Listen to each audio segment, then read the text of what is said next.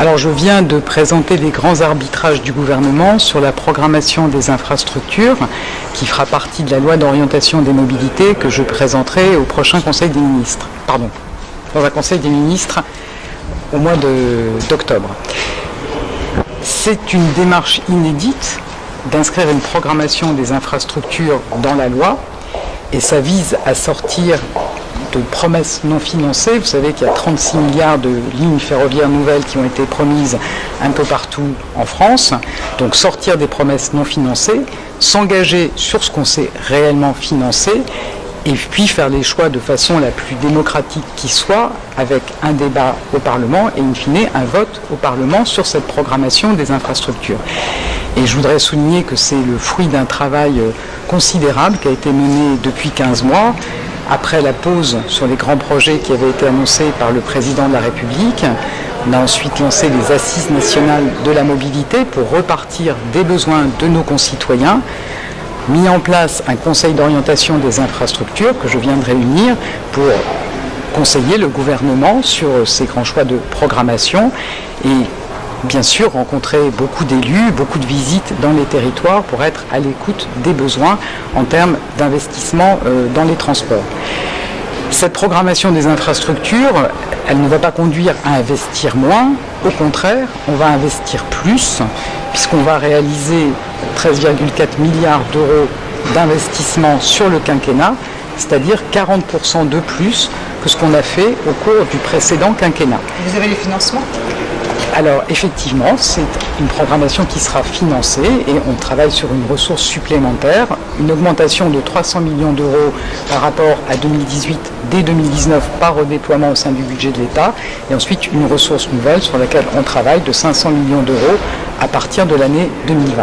Donc on va investir plus et on veut aussi investir mieux avec une priorité assumée sur les transports du quotidien. Et donc, on a 5 grands programmes, 5 priorités qui sont affirmées dans cette programmation des infrastructures. D'abord, l'entretien et la régénération de nos réseaux existants. Je n'ai pas attendu la catastrophe de Gênes pour mesurer toute l'importance de l'entretien de nos réseaux. Dès cette année, on consacre 100 millions d'euros de plus à l'entretien du réseau routier et on va continuer à augmenter cet effort avec 25% finalement de crédits de plus sur ce quinquennat consacré à l'entretien des routes par rapport au précédent quinquennat et au global sur la décennie 70% de crédits supplémentaires pour les gros travaux sur le réseau routier et les ouvrages d'art. Donc la première priorité, c'est l'entretien et la régénération de nos réseaux. La deuxième priorité, c'est de permettre une offre ferroviaire plus importante autour des grandes agglomérations. Vous savez qu'on a beaucoup de villes en France dans lesquelles on a des embouteillages, beaucoup de pollution, beaucoup de gêne pour les habitants. Et on doit pouvoir mieux tirer parti du ferroviaire. Et donc on a un programme important pour augmenter les capacités dans les gares, augmenter la performance de nos gares, avoir aussi des investissements sur des nouvelles signalisations et donc ce 2,6 milliards d'euros qui seront consacrés dans les 10 prochaines années à cette priorité. On a une troisième priorité qui est de terminer le désenclavement routier de notre territoire. Il y a encore trop de territoires, de villes moyennes qui attendent depuis des années la mise à niveau de la route nationale qui leur permet de rejoindre un grand axe ou d'aller à la métropole la plus proche et c'est des opérations repoussées de contrat de plan en contrat de plan. Donc on aura un programme d'1 milliard d'euros sur une vingtaine d'itinéraires. Il ne s'agit pas de faire des travaux pharaoniques, ce n'est pas des mises à 2 fois 2 voies systématiques, mais ce qu'attendent les gens, c'est des déviations de bourgs, des créneaux de dépassement, des traitements des points noirs en termes de sécurité routière, donc 1 milliard d'euros sur 10 ans.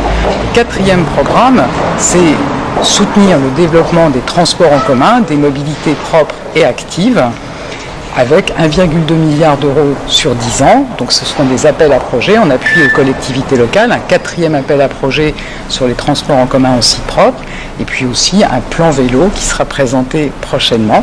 Donc c'est une priorité sur les mobilités actives auxquelles je suis très attachée. Et pourquoi le plan vélo ? Sera présenté très prochainement, vous verrez, très prochainement. Voilà, et puis donc la cinquième priorité, c'est un fret plus performant, plus propre, en soutien de nos ports et aussi d'avoir des grands axes structurants au travers du pays, mais aussi en lien avec nos pays voisins, dans lequel on renforce la performance du fluvial et du ferroviaire, et donc c'est aussi un des programmes prioritaires. On a évidemment par ailleurs des grands projets qui sont attendus dans tout le territoire. On ne renonce évidemment pas à améliorer les liaisons, les grandes liaisons interurbaines, notamment ferroviaires, au travers du pays, mais comme le Conseil d'orientation des infrastructures l'avait proposé, on va retenir un scénario où on est amené à phaser les projets. On sort du tout ou rien, c'est-à-dire que ce n'est pas le choix de faire ou de ne pas faire, mais de travailler sur des phasages pour réaliser progressivement ces projets et en démarrant par ce qui correspond à nos priorités, donc c'est-à-dire les parties des projets qui contribuent à la priorité au transport du quotidien. Et donc je vais rencontrer chaque président de région dans les prochains jours pour finaliser en échange avec eux la programmation et donc la façon dont ces grands projets seront retenus dans la loi de programmation des infrastructures.